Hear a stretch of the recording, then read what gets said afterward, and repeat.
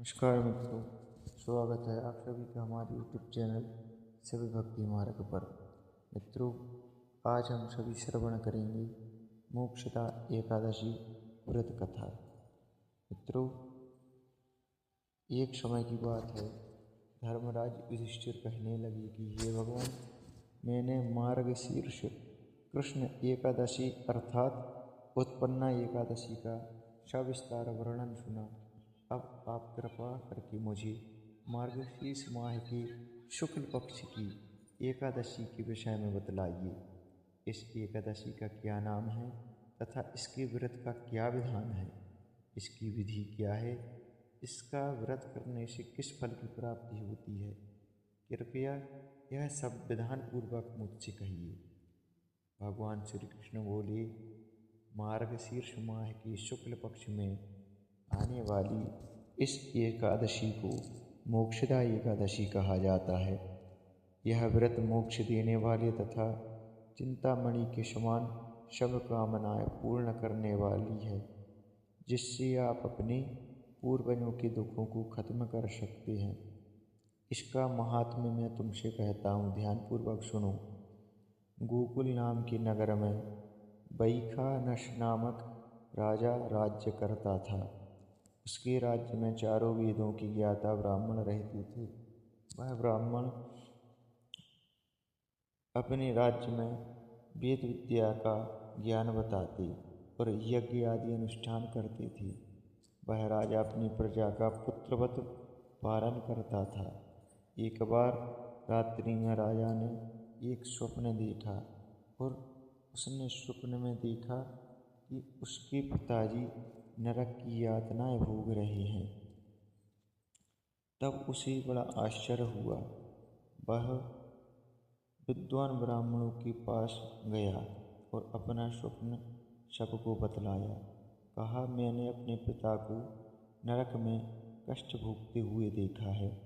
उन्होंने मुझसे कहा है कि हे पुत्र, मैं नरक में पड़ा हूँ, यहाँ से तुम मुझे मुक्त कराओ। जब से मैंने ये वचन सुने हैं तब से मैं बहुत बेचैन हूँ। चित्त में बड़ी अशांति हो रही है। मुझे इस राज्य, धन, पुत्र, स्त्री, हाथी, घोड़े आदि में कुछ भी सुख प्रतीत नहीं होता। क्या करूं? राजा ने कहा, हे ब्राह्मण देवताओं, इस दुख के कारण मेरा सारा शरीर जल रहा है। अब आप कृपा करके कोई तप, दान, व्रत आदि ऐसा उपाय बतलाइए जिससे मेरे पिता को मुक्ति मिल जाए। उस पुत्र का जीवन व्यर्थ है जो अपने माता पिता का उद्धार ना कर सके। एक उत्तम पुत्र जो अपने माता पिता तथा पूर्वजों का उद्धार करता है, वह 1000 मूर्ख पुत्रों से अच्छा है। जैसा एक चंद्रमा सारे जगत में प्रकाश कर देता है, परंतु हजारों तारे नहीं कर सकते। ब्राह्मणों ने कहा कि हे राजन, यहाँ पास ही भूत भविष्य वर्तमान के ज्ञाता पर्वत ऋषि का आश्रम है। आपकी समस्या का हल वे जरूर करेंगे। आप उनकी शरण में जाइए। ऐसा सुनकर राजा मुनि के आश्रम पर गया। उस आश्रम में अनेक शांत चित्त योगी और मुनि तपस्या कर रहे थे। उसी जगह पर्वत मुनि बैठे थे। राजा ने मुनि को साष्टांग दंडवत प्रणाम किया। मुनि ने राजा से सांगोपांग कुशल पूछी। राजा ने कहा कि महाराज, आपकी कृपा से मेरे राज्य में सब कुशल है, लेकिन अकस्मात मेरे चित्त में अत्यंत अशांति होने लगी है। ऐसा सुनकर के पर्वत मुनि ने आंखें बंद की और भूत विचारने लगे। फिर बोले कि हे राजन, मैंने योग के बल से तुम्हारे पिता के कुकर्मों को जान लिया है। उन्होंने पूर्व जन्म में कामातुर होकर एक पत्नी को रति दी, किंतु स्वत के कहने पर दूसरी पत्नी को ऋतुदान मांगने पर भी नहीं दिया। उसी पाप कर्म के कारण तुम्हारे पिता को नरक में जाना पड़ा है।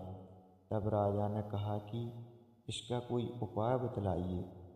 मुनि बोले कि हे राजन, आप मार्गशीर्ष एकादशी शुक्ल पक्ष की एकादशी का उपवास करें। उस उपवास के पुण्य को अपने पिता को संकल्प कर दें।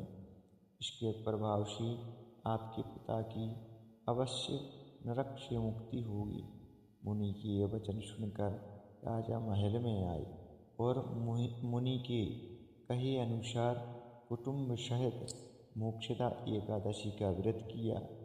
इसके व्रत का पुण्य उसने अपने पिता को अर्पण कर दिया।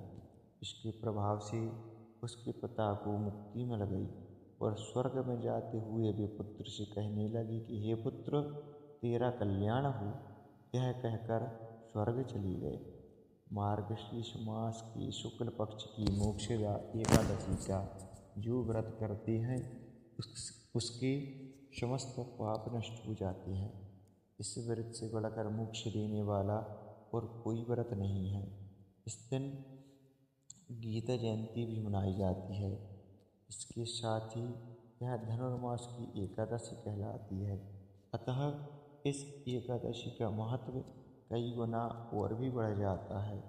इसीलिए इस दिन व्रत अवश्य रहना चाहिए। भगवान लक्ष्मी नारायण की कृपा आप सभी भक्तगणों पर अवश्य ही बनी रहेगी।